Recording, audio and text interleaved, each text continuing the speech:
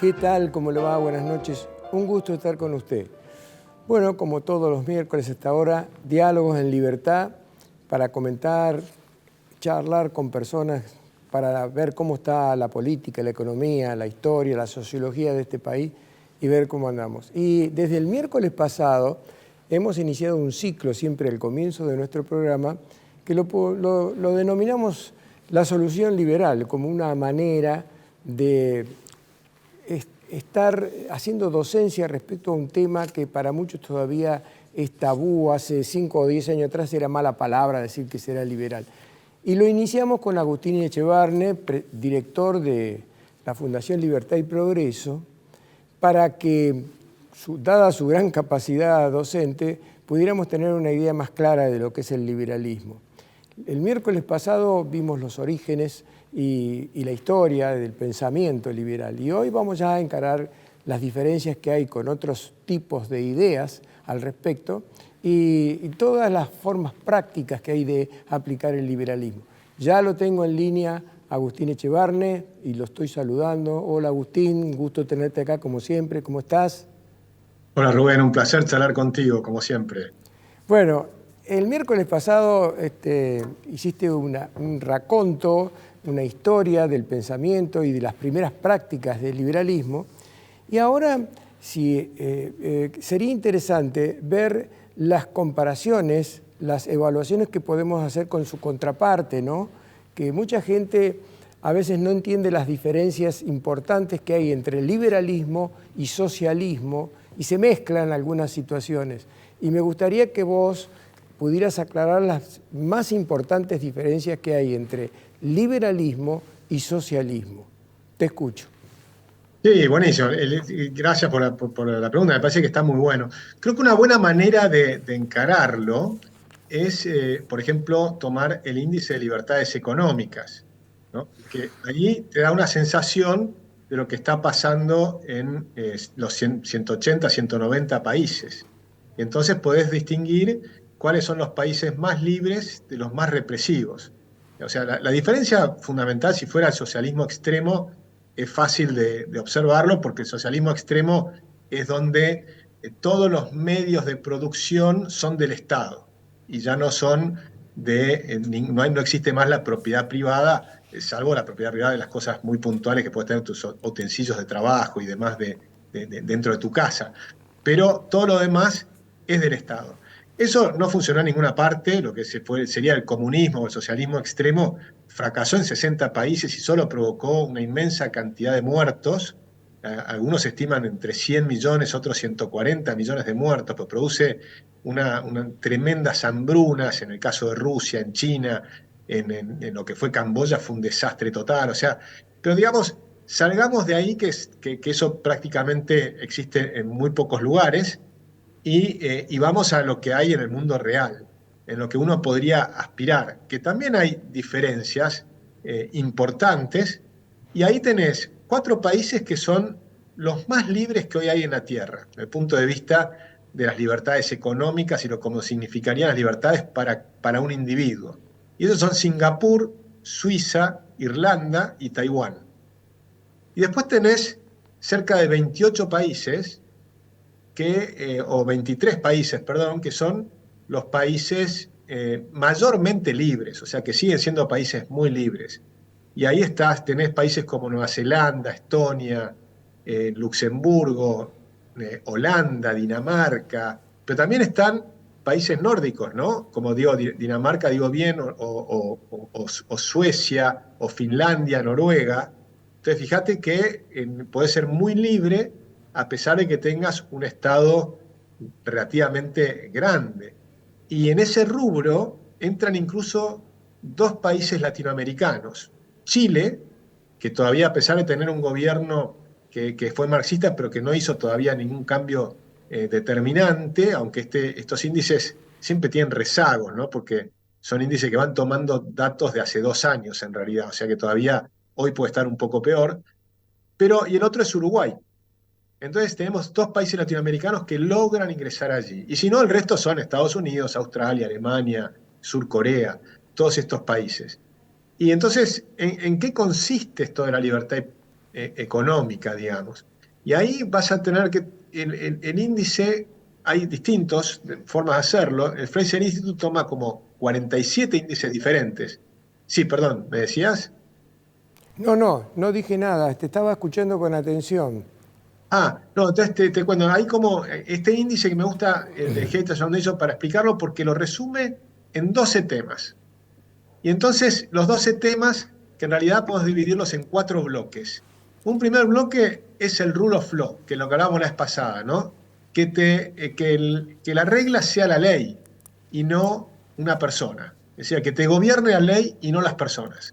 Ese es un punto muy importante. Entonces tenés los derechos de propiedad, en Argentina estamos pésimo, la efectividad de la justicia, que en Argentina estamos pésimo, y la integridad del gobierno, que en Argentina estamos muy mal. ¿Sí? Después tenés un segundo bloque, que es el tamaño del Estado. Y el tamaño del Estado lo puedes ver en 3 niveles. Uno es el tamaño de los impuestos. En Argentina tenemos 160 impuestos y estamos muy mal. Este índice no toma todos los impuestos, así que ahí no lo demuestra en el caso de Heritage. Yo creo que la realidad es peor de lo que te dice el índice. El índice nos pone que estamos en un lugar intermedio. Pero después tenemos el gasto del gobierno, donde también nos pone en un nivel intermedio, y yo creo que estamos en un nivel demasiado alto, y donde sí nos pone muy mal es en la salud fiscal, es decir, el déficit fiscal. Y ahí nos pone extremadamente mal. Después tenés un tercer nivel, que es la eficiencia de la regulación.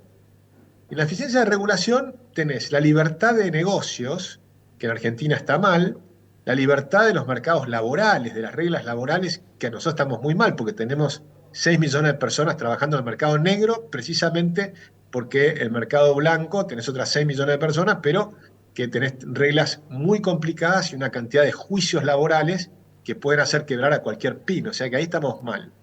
Y estamos peor todavía en el tercer tema, que estamos en el peor de la tabla, hay solamente 2 países que están peor, que es en la libertad monetaria, así que tener una moneda sana, sana y libre, que es lo que nos falta. La Argentina no tiene. Y te termino con el cuarto tema, que es los mercados, que tienen que ser mercados libres y abiertos. Y ahí tenés la libertad de comercio, que en Argentina estamos mal, la libertad de inversiones, que estamos a un nivel intermedio, y la libertad financiera, donde estamos en intermedio para abajo.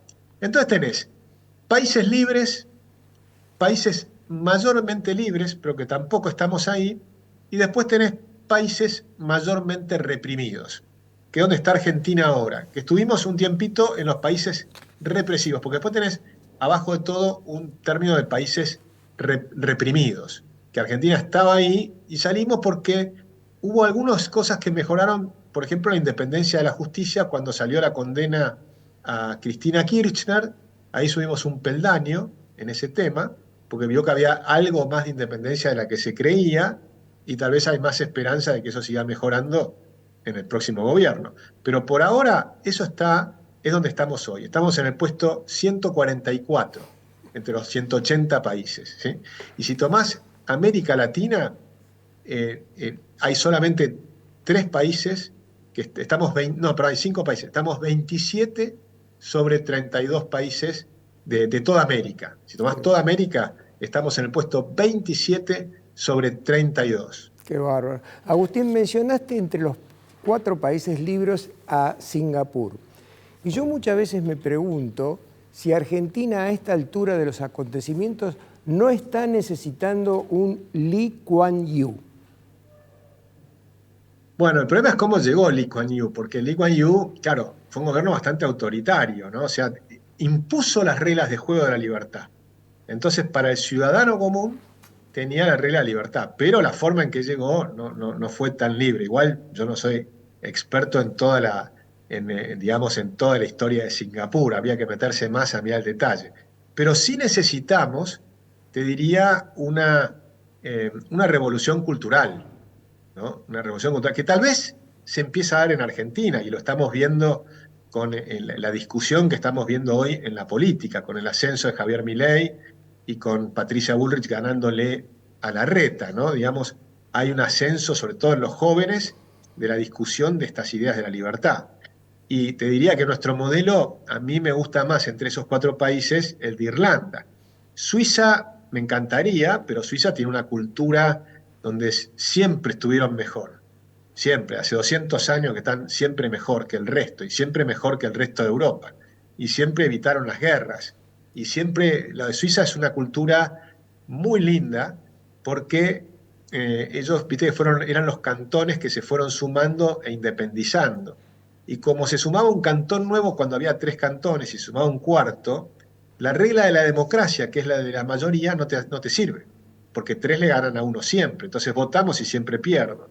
Entonces el rule of law era mucho más importante que la democracia, ¿sí? La norma, la regla. Y además había una sensación de que el que gobierna no puede determinar prácticamente nada que afecte fuertemente al ciudadano. Entonces, a nadie le importa mucho quién es el presidente, porque no tiene demasiado poder.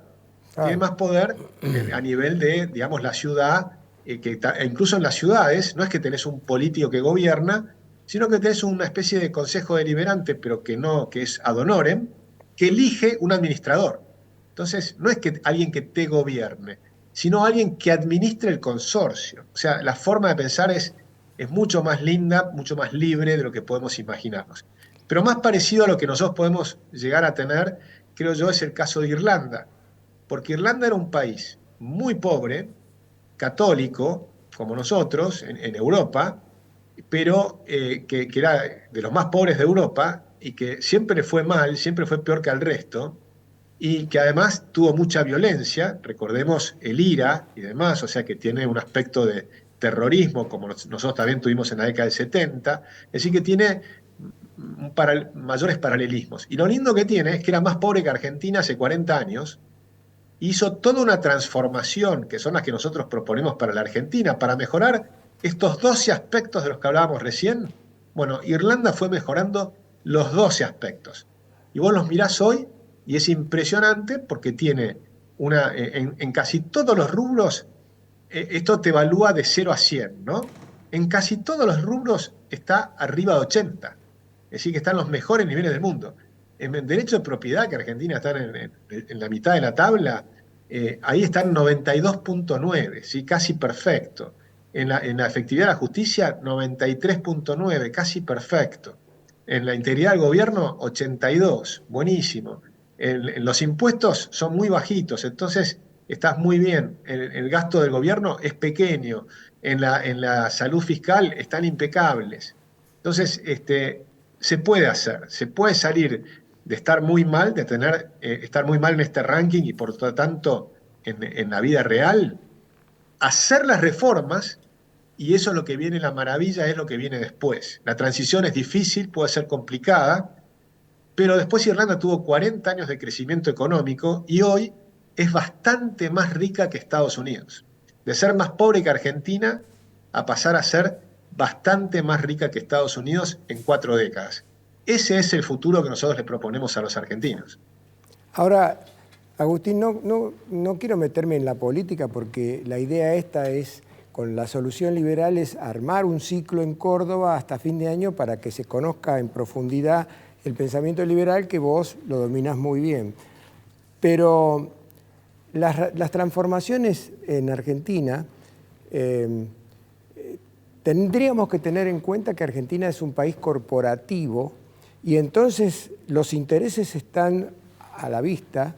Hay que atacar los intereses de una corporación empresaria prebendaria, de funcionarios públicos corruptos, de un poder judicial cuestionado, por lo menos, y de sindicatos que están muy lejos de la ética, la moral y todo ese tipo de cosas. Yo no sé en qué situación se encontraba Irlanda, que, coincido contigo, era la Cenicienta de Europa y fue una transformación espectacular. Pero en el caso nuestro, por eso yo hablaba de Lee Kuan Yew, porque creo que Argentina necesita de alguna manera un poco de mano dura para corregir todo este corporativismo que nos agobia. Bueno, es probable que tengas algo en el sentido, pero yo creo que puede haber algo, hay algo interesante. Si vos mirás en la política un minuto, el 60% del voto de las PASO está pidiendo varias de las cosas que dijimos recién. Que tengas inflación cero, y las propuestas tanto de Patricia como de Javier Milei van por ahí, bajar el gasto público, o sea, bajar el gasto público, eliminar el déficit fiscal, eliminar la inflación, tener una moneda sana, todo ese aspecto, el 60% de la gente está de acuerdo. Con lo cual, si tenés un 60% de la gente de acuerdo, lo que necesitas es que esto se resuelva en el Congreso y no en la mesa de diálogo. Porque la mesa de diálogo es el sistema corporativo al que vos te referís. Porque ahí en la mesa del diálogo se sientan los que no votó nadie. Se sientan los empresarios grandes, que no los votó nadie, los sindicatos, que tampoco los votó nadie, y en cambio en el Parlamento se sientan los diputados votados por la gente. Son los representantes del pueblo de la nación argentina. Entonces, en el Parlamento es donde se tienen que tomar las decisiones. Además, tenés un presidente que va a hacer las propuestas que van a hacer, en los dos casos van a contemplar este tema. La diferencia que estás teniendo es cómo hacer, si haces de una manera más profunda con una dolarización, o si lo haces con un sistema bimonetario, es lo que están ahora planteando los dos ejes, pero en ambos casos quieren resolver lo mismo. En ambos casos dicen, además vamos a hacer la reforma laboral, que es otro de los aspectos que miramos, además vamos a hacer la reforma previsional, además vamos a hacer la flexibilización, digamos, la desregulación, porque hay 69.000 regulaciones que están sofocando a las pymes, y eso ambos están diciendo tenemos que sacarlas. En el caso de Milei ya nombró 500 regulaciones que va a eliminar. En otro caso, Federico Sturzenegger está trabajando sobre un proyecto de eliminar una enorme cantidad de regulaciones. Es decir, todo eso es bastante parecido. La diferencia está en la transición, porque uno te propone una transición más rápida y el otro te propone una transición tal vez más buscando la manera de encontrar cómo atravesar el próximo año, que va a ser muy difícil. Entonces ahí tenés la opción. Pero hay un consenso, creo yo, de tal vez el 60% de los argentinos que queremos hacer un cambio profundo. Entonces lo que falta es que la clase política, cuando ya alguien gane las elecciones y alguien va a estar sentado en el sillón de Rivadavia, y del otro lado en el Congreso van a tener que consensuar de alguna manera, pero van a tener que consensuar cómo hacer estas propuestas, ¿no? Estas propuestas que en todos los casos, van a tener un aumento muy rápido en el índice de libertades económicas, que después lo vas a ver reflejado en el índice 2 años más tarde. Pero nosotros lo tenemos que ver con un programa de shock, porque el shock va a ser un shock legal, un shock de leyes que en ambos casos están diciendo los vamos a pasar la primera semana de gobierno. De la primera semana de gobierno vamos a ver un país con muchos menos ministros que los actuales, o sea, vamos a ir a 8 ministerios, van a decir cómo van a bajar el gasto público, todavía no lo sabemos bien, porque cada uno tiene que decir cómo lo va a hacer, van a decir cómo en los dos casos dicen, vamos a eliminar el financiamiento del Banco Central del Tesoro, y por lo tanto el origen de la inflación lo vamos a cortar, aunque después vas a tener un problema todavía que no está claro cómo van a resolver el agujero enorme de las LELIQs. Y tampoco sabemos cuánto va a ser ese agujero, porque todavía quedan 4 meses de este desastre de gobierno. Entonces te van a dejar un agujero en el Banco Central inmenso. Entonces la transición es cómo superamos este agujero del Banco Central inmenso. Pero el consenso está en los 12 puntos que marcamos recién, que te muestra el índice de libertades económicas. Y fíjate que ahí tenés todos los países europeos, con distinta graduación, pero tenés el modelo renano, que es el alemán, tenés el modelo nórdico con sus variaciones, tenés el modelo irlandés, que es el que más me gusta, o el suizo, que me encanta, ¿no? Vamos a elegir entre esos modelos. Pero convengamos, yo estoy seguro que cualquier argentino le dice que nuestro país se transformó en un país europeo y estamos todos contentos. Muy bien. Ahí me avisaron que se nos recontra terminó el espacio, sí. Agustín, como siempre, pero te comprometo para encontrarnos el miércoles que viene si estás de acuerdo. Encantado. Un abrazo enorme. Un abrazo. Nos vemos.